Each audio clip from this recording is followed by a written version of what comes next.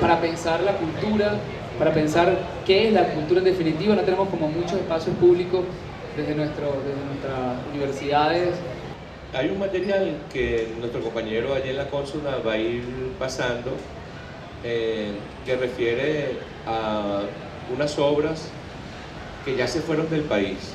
José Luis hablaba de unas obras que se han ido para los Estados Unidos, específicamente el MoMA. Estoy hablando de unas obras que se han ido específicamente para Chile en el resguardo de una posible fundación que está creando la hija del artista que produjo estas obras, Dámaso Gas, ya muerto en 1990, pero que lamentablemente se fueron para Chile sin que el Estado venezolano intercediera en la compra de algunos de estos ejemplares. Por eso, bueno, pido al compañero que vaya pasando, son un montón de láminas, mi charla es un poquito extensa, veremos si nos da tiempo, y está dividida en dos partes. Una primera parte, voy a hacer una introducción, donde voy a poner en juego los conceptos de saqueo y entrega, que no son términos de nuestra, entre comillas, contemporaneidad, ni de nuestra actualidad, ni es algo que está pasando ahorita.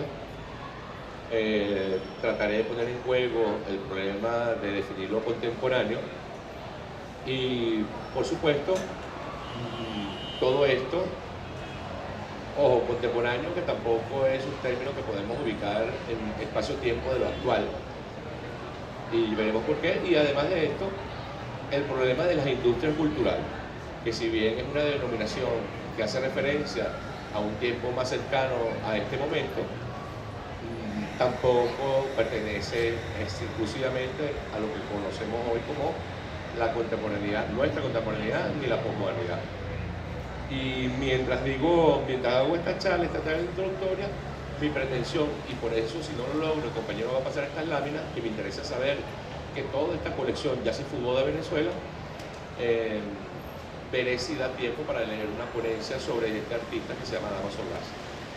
Bueno, en primer término, y tengo una extensa biografía que podía corroborarlo, el término contemporaneidad es un término que se nos escapa de la mano, es un término fugaz. Desde algún punto de vista, también los críticos del siglo XVII hablan de su momento histórico como contemporáneo.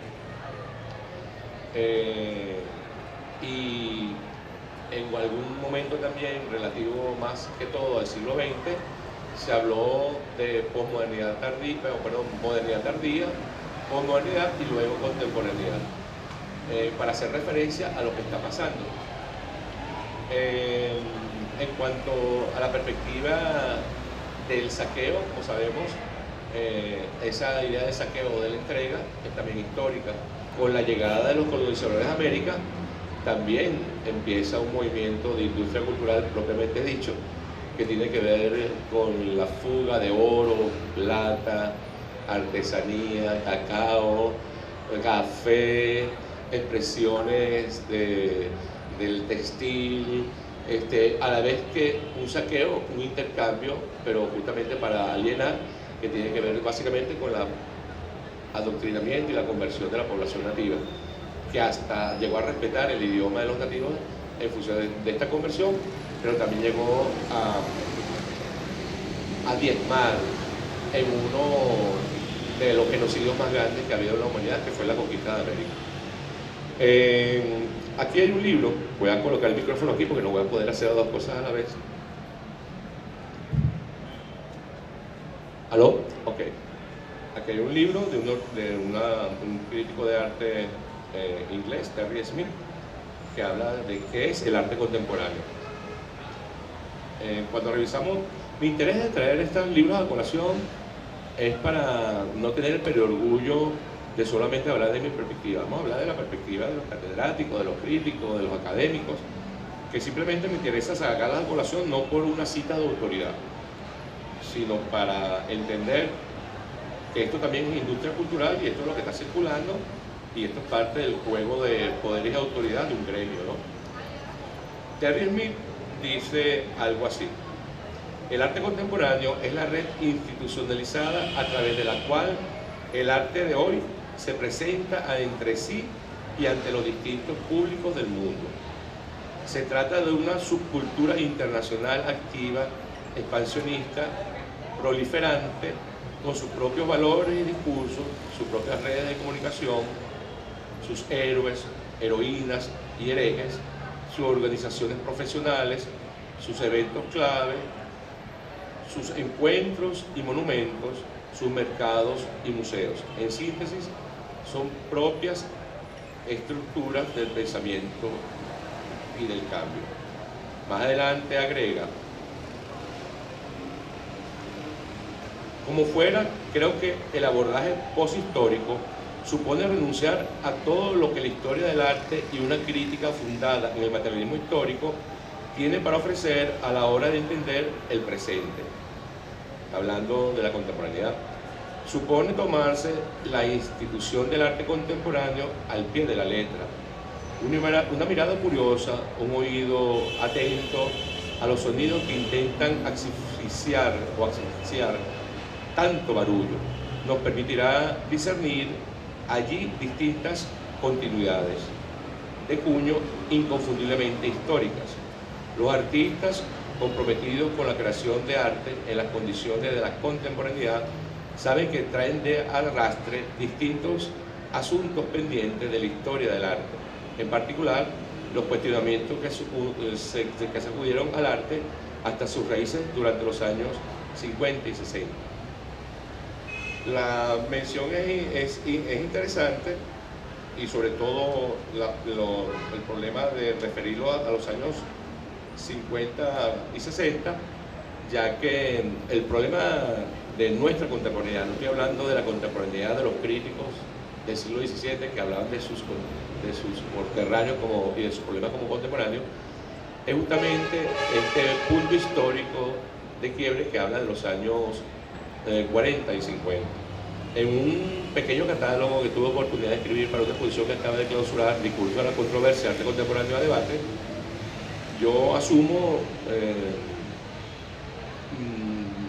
poner el punto sobre la I en relación con este proceso histórico que Terry Smith ubica como antecedente en los años 40, y yo creo más bien que es el origen justamente de los problemas que aborda nuestra contemporaneidad.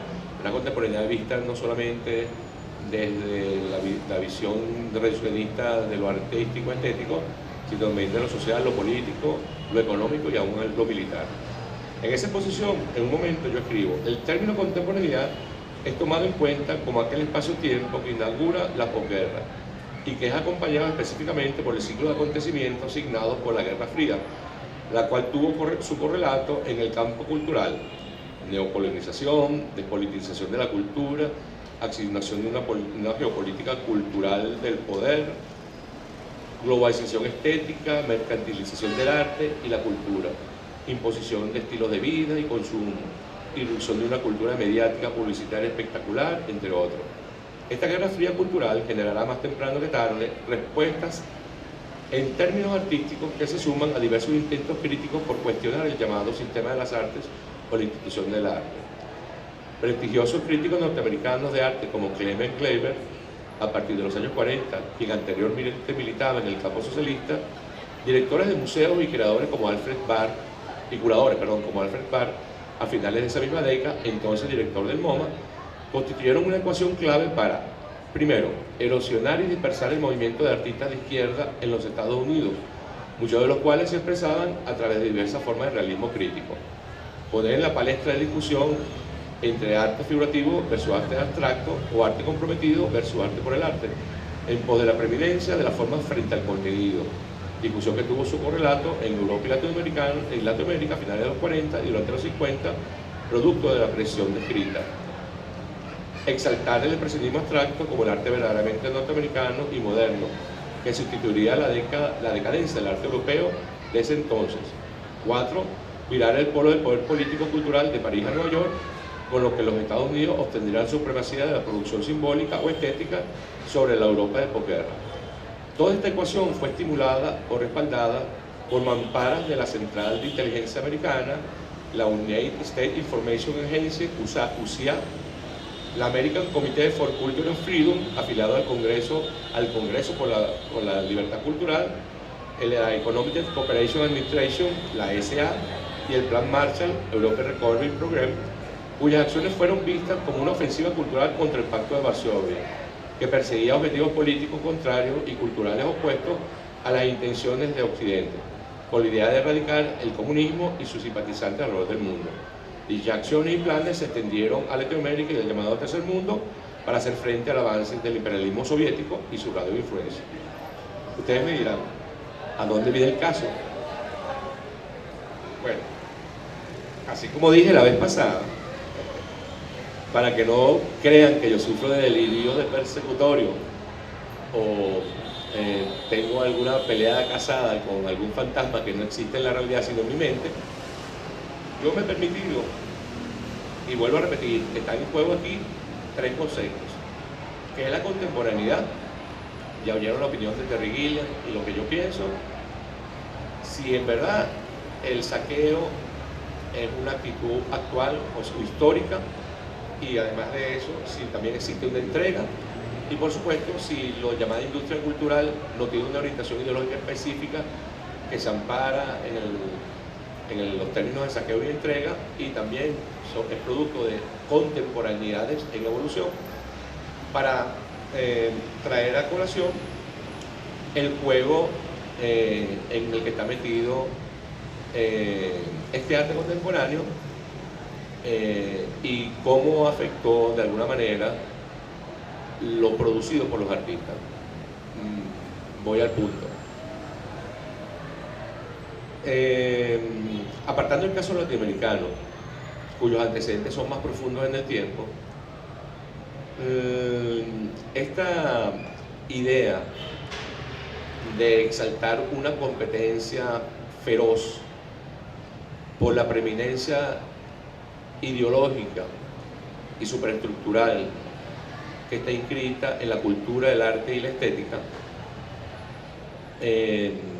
y que juega factor clave hasta estos momentos, tiene su epicentro en términos de los países desarrollados, o del primer mundo, si lo queremos llamar, en la etapa de posguerra. O sea, toda la tramoya política que se armó para luchar en términos proselitistas por captar la atención del mundo entero ante el enfrentamiento de 2 poderosos bloques, el imperialismo soviético y el imperialismo norteamericano.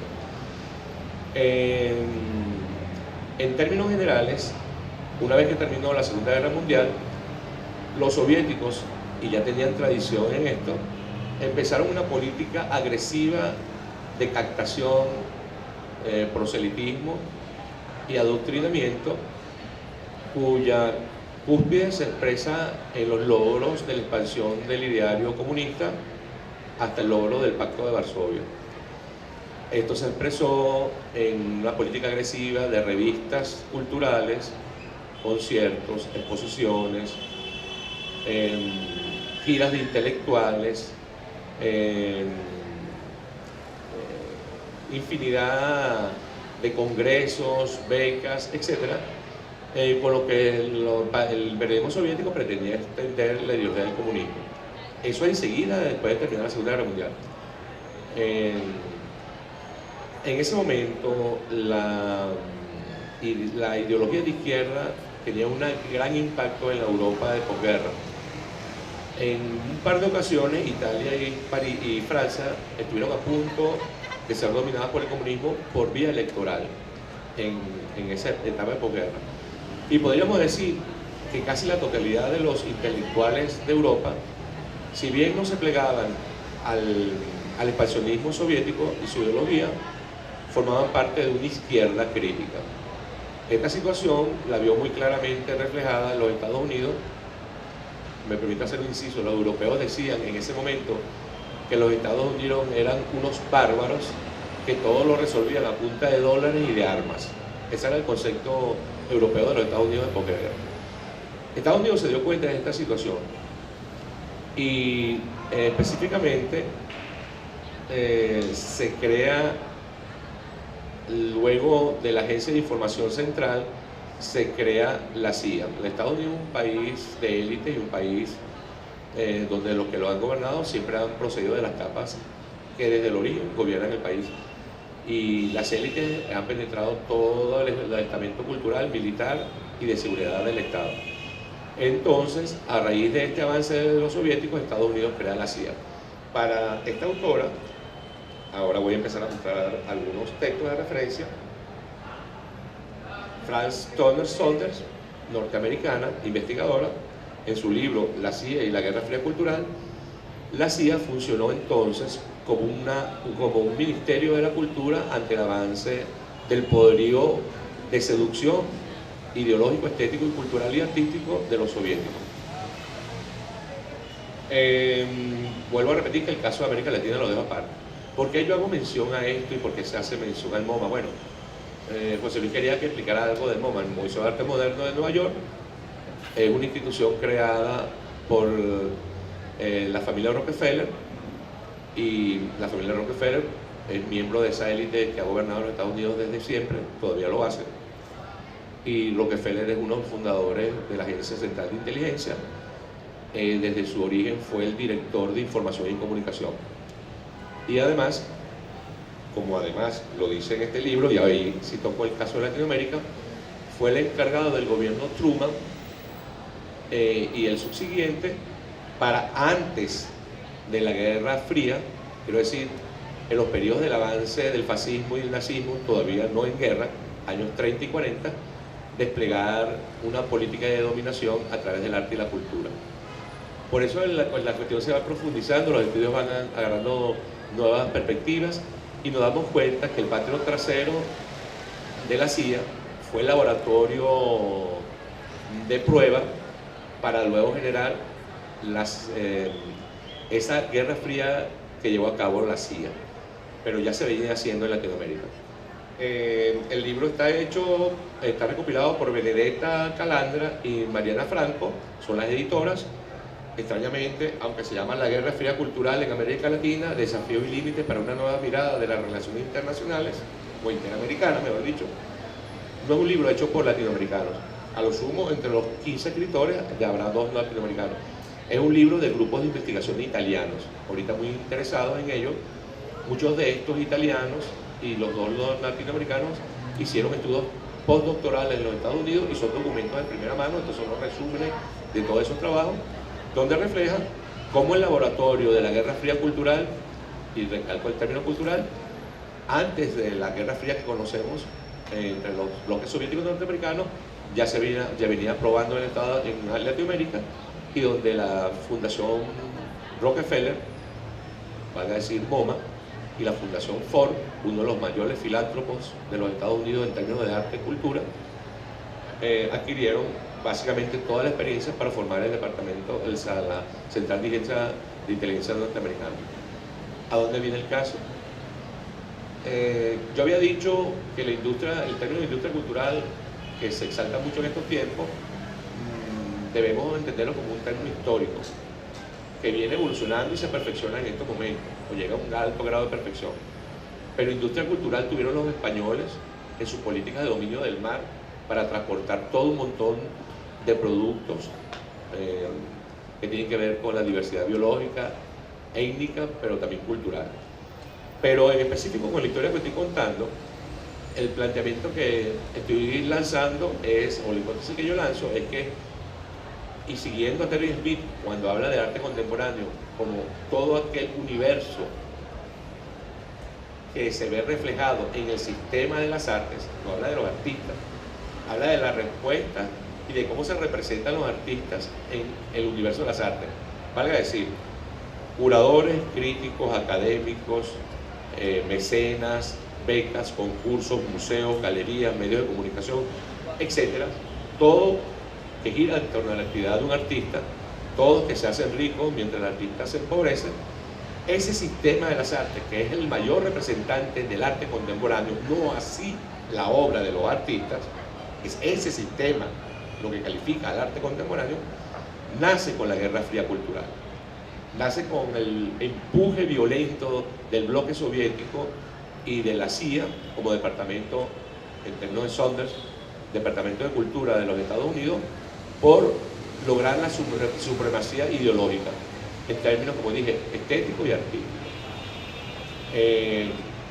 Eso quiere decir que no solo se abre un nuevo ciclo que pone a trabajar a los artistas, como también trabajaron los artistas para el clero o para la nobleza o para los reyes, pero ahora lo pone a trabajar para un sistema. O sea, es un nuevo capítulo de la alienación del trabajo artístico, ahora enfrente a una industria.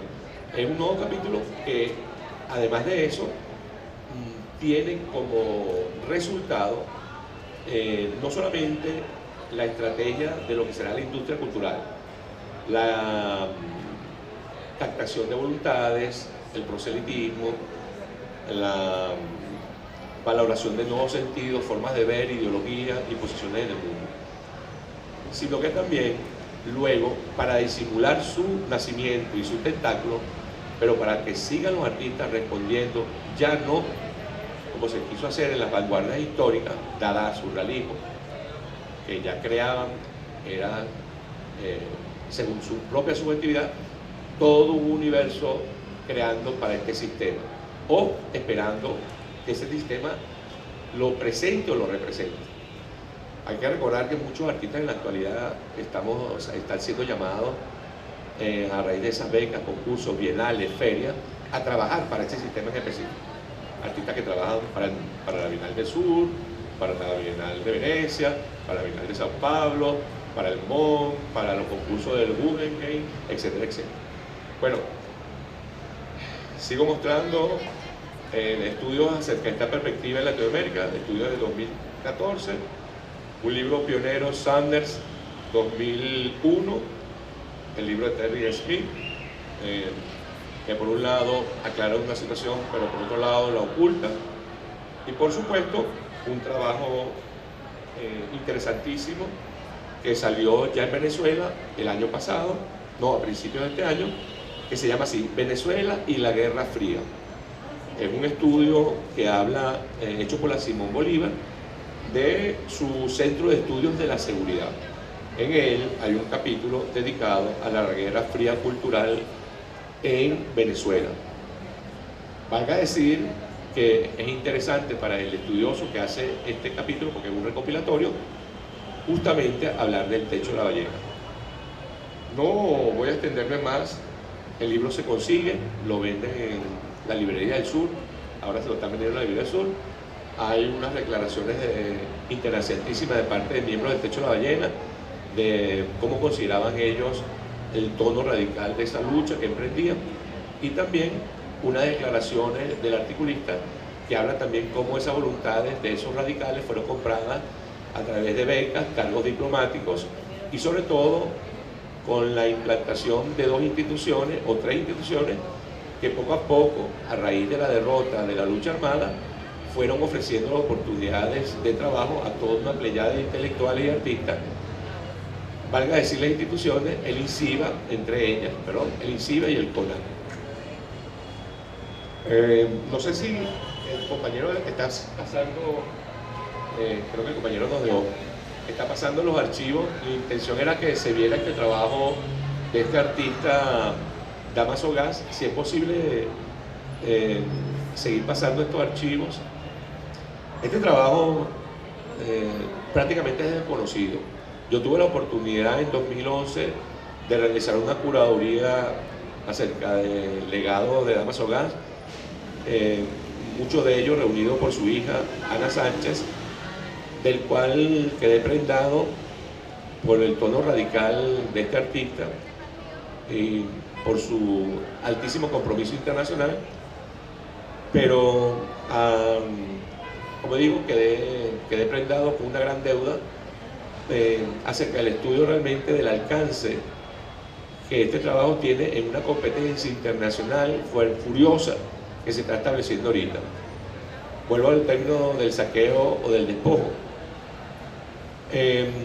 Históricamente, la industria cultural pretende captar para sí aquellos valores, como han dicho, como dijimos en una conversación de pasillo, valores simbólicos y producción simbólica de otros países que le permitan a ellos tener una inteligencia, o sea, van a decir, una inteligencia cultural de Estado. Una de las políticas más agresivas en este término la ha ejercido por siempre la CIA en sus mamparas culturales, la Fundación Ford, o la Ford Foundation, y la Fundación Rockefeller, por supuesto, y el MoMA. Actualmente, la Fundación, el Museo de Arte de Houston viene elaborando un acucioso trabajo acerca de la producción del arte contemporáneo latinoamericano, que luego de rastrear fuentes de primera mano, tiene como objetivo, y sabemos ya, y lo pueden encontrar por internet, nutrir a esa inteligencia cultural norteamericana, ya que los financistas del trabajo que está haciendo el Museo de Arte Latinoamericano, o la Dirección de Arte Latinoamericano del Museo de Arte Moderno de Houston, está financiado por la Ford Foundation, la Fundación Rockefeller y el MoMA de Nueva York. Bueno, la trama la completan ustedes. Por supuesto, el Grupo Cisneros es un alto colaborador interno, porque no solamente el Grupo Cisneros es el socio más grande en Venezuela y uno de los más grandes en Latinoamérica de la Ford Foundation y del MoMA, sino que el capital que levantó Cisneros lo hizo a la sombra de esas visitas y esa penetración económica, social, y política y cultural que hizo Rockefeller, que está expresada en su gira, su inmensa gira por toda Latinoamérica en la época Truman, en los años 40. Ok. Creo que podemos... Sigue pasando las láminas de Damaso Gas. Quiero volver a ratificar que todas estas obras se fueron del país. Asimismo, se han ido del país las obras de un amigo de Damaso Gas, que se llama Diego Barbosa. De hecho, Diego Barbosa fue el pupilo de Damaso Gas. La importancia de Damaso Gas es que para mí es el primer artista conceptual de Venezuela y quizá uno de los primeros de Latinoamérica, además de uno de los primeros bailartistas, mucho de lo que están viendo en bailar. Y asimismo se han ido obras de Daniel González y de otros miembros del Techo de la Ballena, y hay, ¿cómo le dicen a los que buscan valores en el béisbol?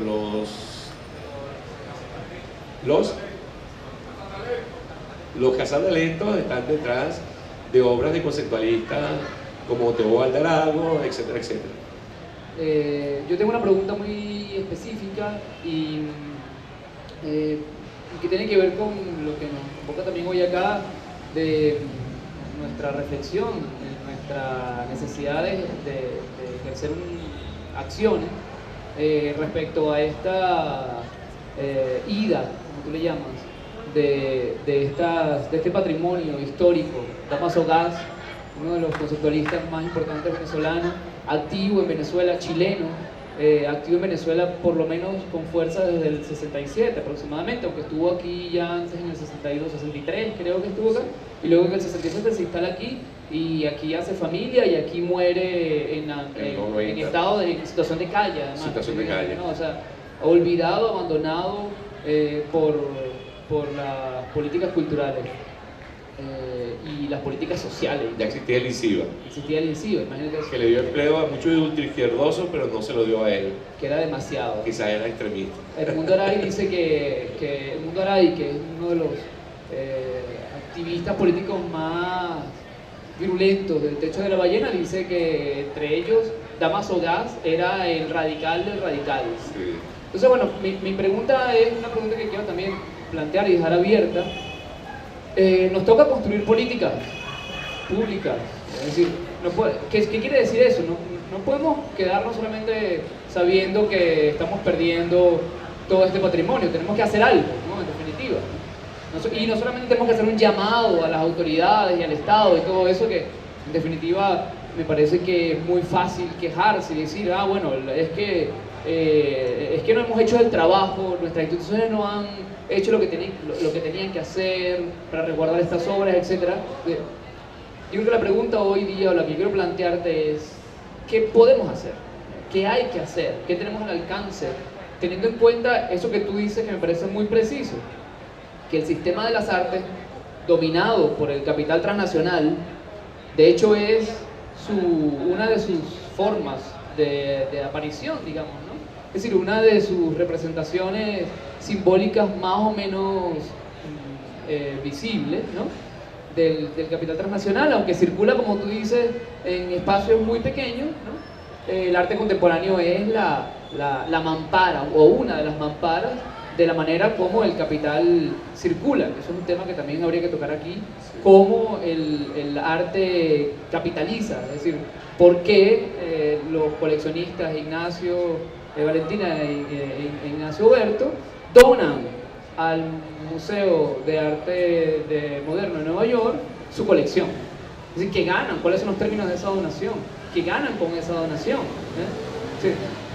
Es decir, ¿qué significa al MoMA? Significa Rockefeller, significa quienes manejan el capital transnacional, o uno de los que maneja el capital transnacional de la producción simbólica artística. Entonces, mi pregunta es, teniendo en cuenta que el sistema de las artes es un sistema como el capitalismo, en expansión constante y en constante búsqueda por subsumir cualquier cosa que se salga del capitalismo, ¿qué podemos hacer nosotros hoy día?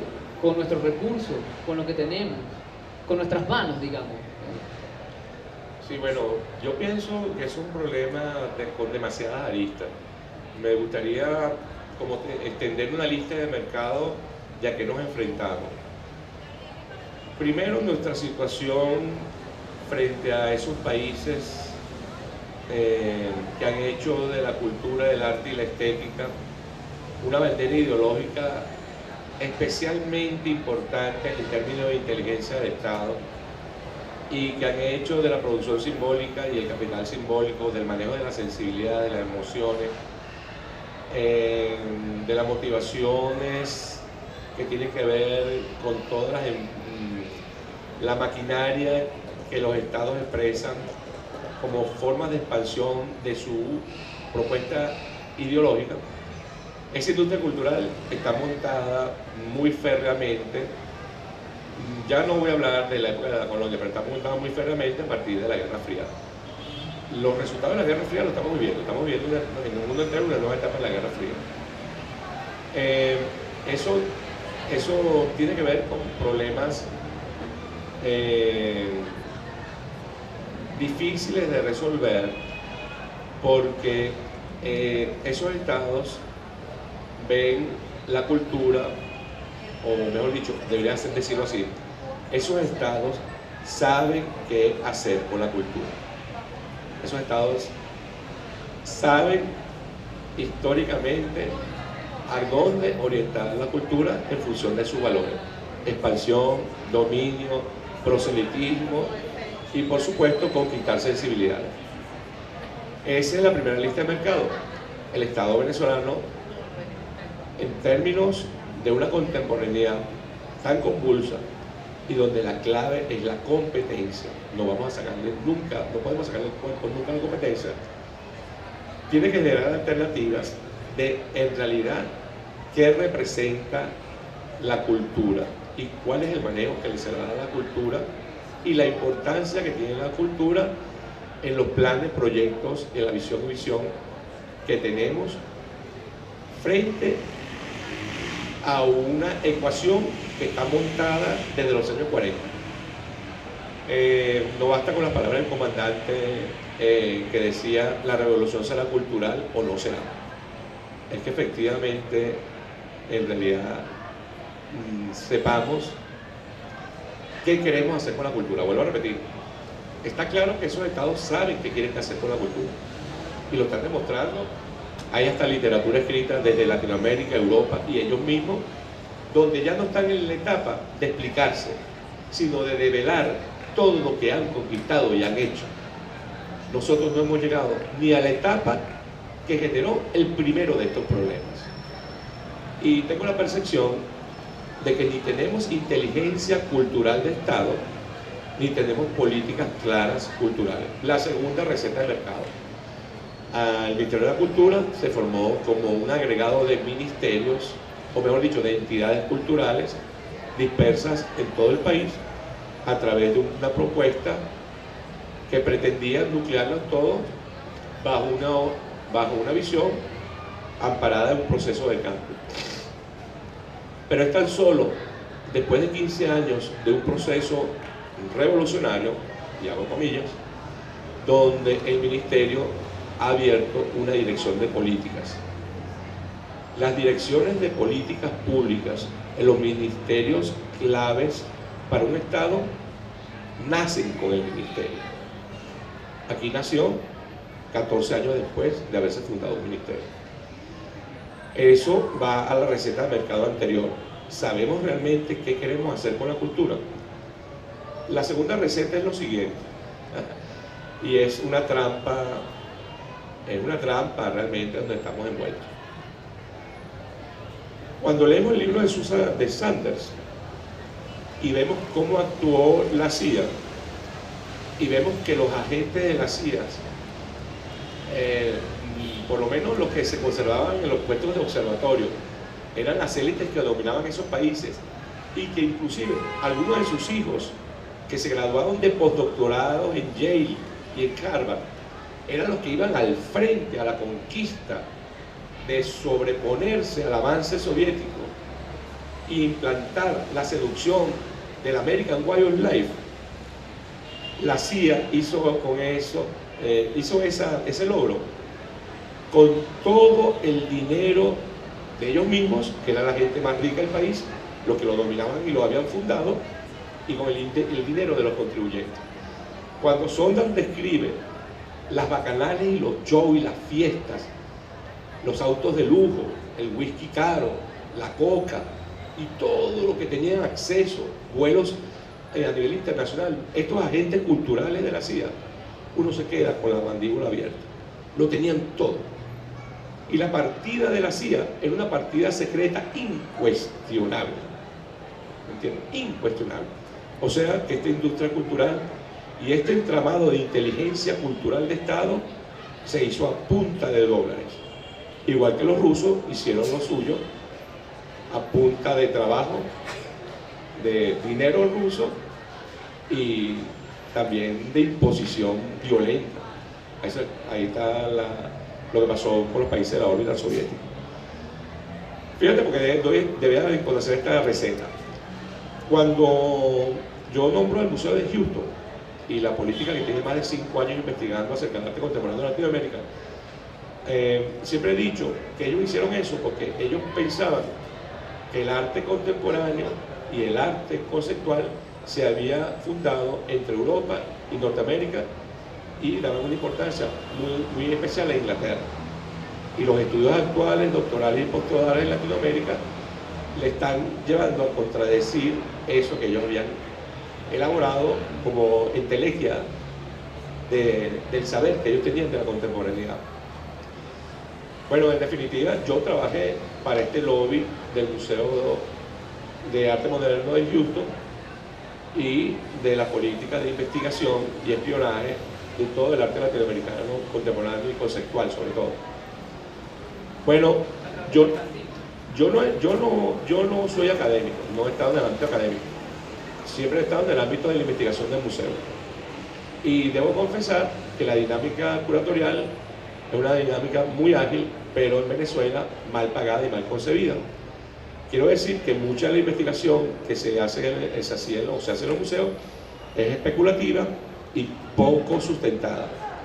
Es una investigación que se hace para corroborar una ecuación de presentación de un fenómeno a través de las hipótesis o problemas que tiene alguien en la mente o una institución, pero de una manera no profunda, muchas veces sin ir a la fuente. Cuando se me llama a participar y la institución paraguas en Venezuela era el mercantil, porque así en todos los países de Latinoamérica había una institución, Petrobras, Pemex, etcétera, etcétera, todo a punta de dólares del MoMA, Rockefeller y Ford, la Ford Foundation. A mí me pagaron una investigación y pude, después de mucho tiempo, en vez de hacer exposiciones corriendo cada 3 meses, sentarme 2 años solo en Venezuela, y para una carpeta que no reunió más de 20 artistas, 2 años de investigación pagada. La trampa que estoy exponiendo en esta lista de mercado. la investigación en el país y sobre todo la investigación en el ámbito estético, cultural y artístico está deprimida. Y a no ser que tengas la suerte de que te beque alguna fundación privada, y la mayoría de las que becan son españolas y norteamericanas y son muy aliadas, aquí a duras penas alguien te pagará una investigación. Así como a duras penas alguien podrá vivir de un libro como el que yo pretendo sacar de Damaso Gasso.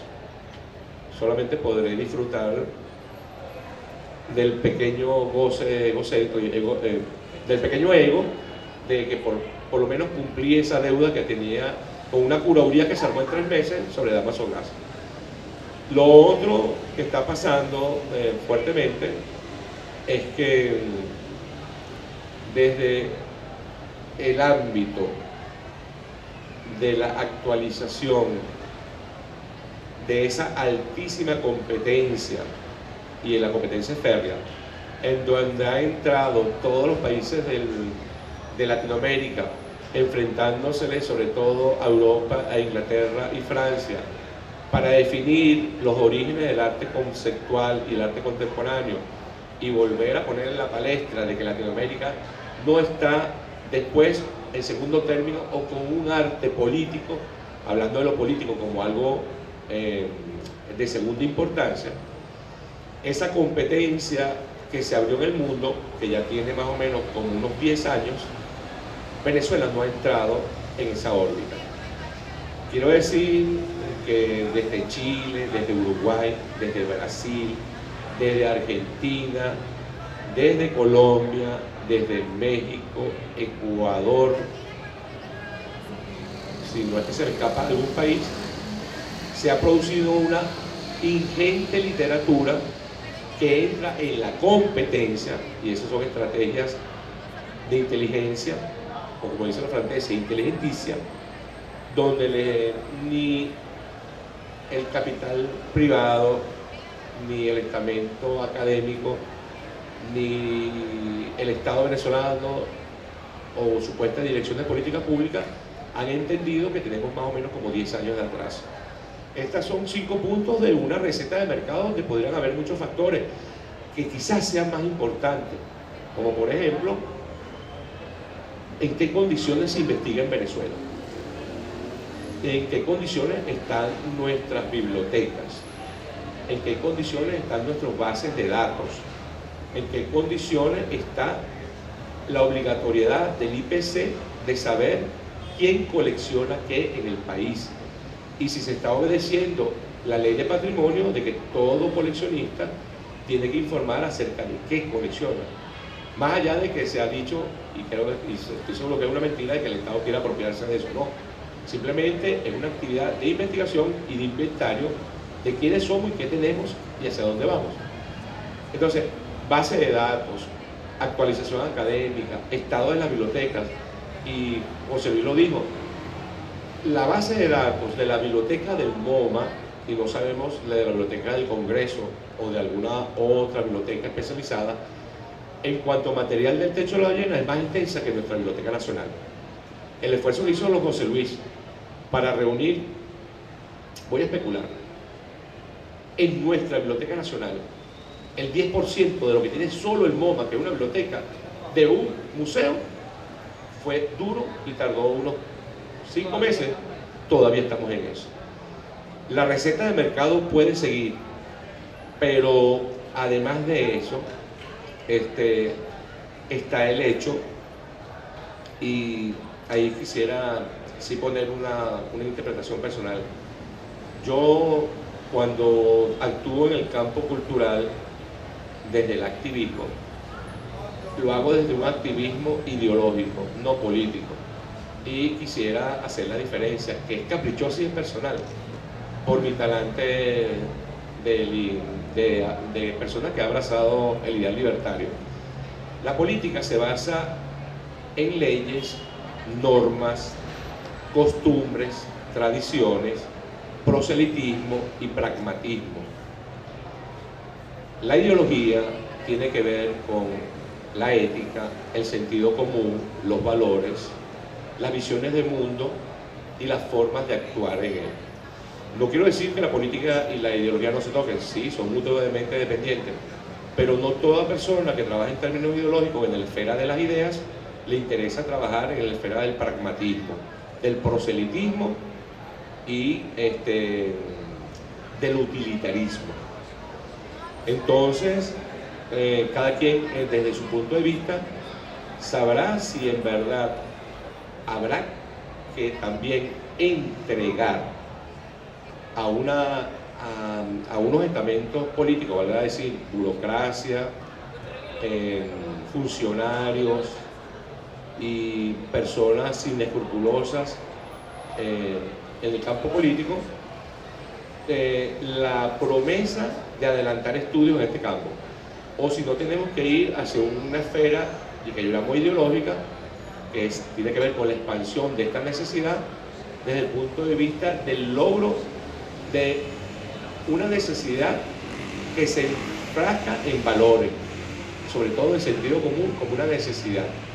O sea, trabajar en términos de un proyecto político definido o cualquiera de ellos, o trabajar desde una actitud gremial acerca de lo que podemos aportar para una problemática que sabemos, según la lista de mercado, como llevo hasta ahorita, bastante que nos debería darnos mucho que pensar.